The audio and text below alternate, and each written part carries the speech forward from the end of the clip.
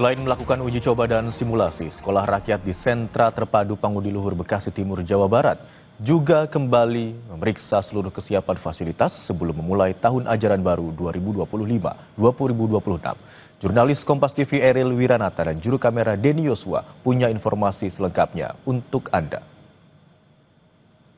Ya saudara, tanggal 14 Juli mendatang, tepatnya hari esok, sekolah rakyat yang berada di Sentra Terpadu Pangudi Luhur di Kota Bekasi ini akan mulai dari pembelajaran program belajar mengajar hari pertamanya. Dan nantinya ini akan diikuti oleh 180 siswa yang berhasil ataupun lolos dari persyaratan. Dan mungkin kita akan melihat dari ruang kelas, lalu mungkin kita akan bertanya dengan Kepala Sentra Terpadu Pangudi Luhur bagaimana persiapannya, kemudian juga nantinya pada hari pertama belajar mengajar ini seperti apa. Dan ini merupakan ruang kelas yang nantinya akan digunakan oleh siswa-siswa di mana tersedia dari laptop, kemudian juga nih laptop nanti mereka akan digunakan oleh para siswa sehingga para siswa dapat menggunakan laptop tersebut saat program belajar mengajar. Dan mungkin saya akan bertanya langsung kepada Kepala Sentra Terpadu Pangudi Luhur.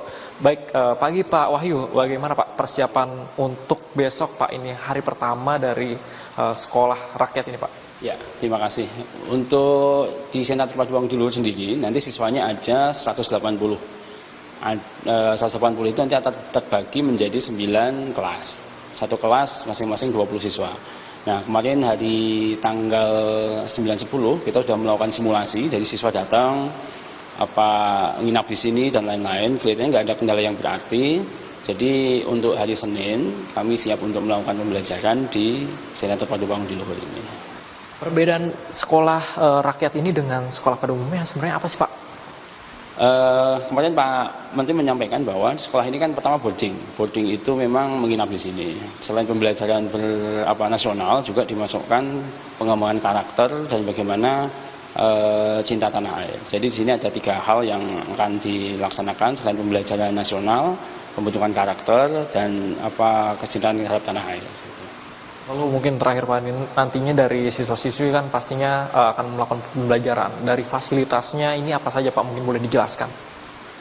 Kalau fasilitas pembelajaran nanti kan ada selain laptop dan lain-lain, ada smartboard, ada tab juga yang digunakan untuk proses belajar mengajar. Juga kita ada 5 lab yang akan mendukung proses belajar mengajar di Sentra Terpadu Pangudi Luhur. Jadi ada lab bahasa, ada lab komputer, ada lab kimia, ada lab fisika, terus ada lagi lab biologi. Nah, semuanya sudah siap untuk digunakan. Selain lab juga fasilitas olahraga juga cukup lengkap di Sentra Terpadu Pangudi Luhur. Ada lapangan sepak bola, ada lapangan basket, ada lapangan tenis, ada lapangan badminton, ada lapangan voli dan lain-lain. Dan saya kira itu akan mendukung siswa mengembangkan bakat yang mungkin dia sudah punya untuk dikembangkan lebih bagus lagi di Sentra Terpadu Pangudi Luhur. Terima kasih banyak Pak atas waktunya. Ya saudara, ini merupakan dari usulan Presiden yang dimana sekolah rakyat ini untuk memberikan layanan pendidikan bagi para siswa dan siswi atau masyarakat Indonesia secara menyeluruh, yang dimana didukung dengan alat dan fasilitas yang cukup mendukung, baik dari tadi laptop, lalu kemudian juga ada lab laboratorium yang nantinya pada tanggal 14 Juli mendatang ini akan melaksanakan dari proses belajar mengajar hari pertamanya. Dan bagaimana kelanjutannya kita akan tunggu. Eril Wiranata, Denny Yosua, Kompas TV, Bekasi. Pedagang di Pasar 45 Kota Manado, Sulawesi Utara mengaku penjualan keperluan sekolah seperti seragam meningkat sejak 1 pekan terakhir. Keperluan sekolah yang paling banyak diburu yakni seragam sekolah mulai dari TK, SD, SMP hingga SMA. Selanjutnya seragam pramuka dan perlengkapannya. Ramainya pembeli berdampak terhadap naiknya omset harian pedagang dibandingkan hari normal. 1 paket seragam dijual sesuai ukuran dan dibanderol mulai dari Rp145.000 hingga Rp225.000.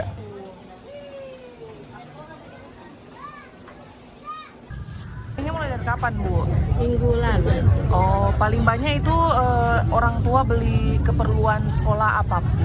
Seragam, kaos kaki, bahan, sama topi sekolah. Untuk harian rata-rata berapa omset, Bu? Harian minimal 4-5, no? Tetaplah bersama kami saudara, usai jeda Kompas Siang akan kembali dengan informasi harga beras di sejumlah daerah terpantau naik sejak sebulan terakhir. Salah satunya di Manado, Sulawesi Utara, lonjakan harga beras hingga Rp16.000 per kilogram menyebabkan omset pedagang turun hingga 50%.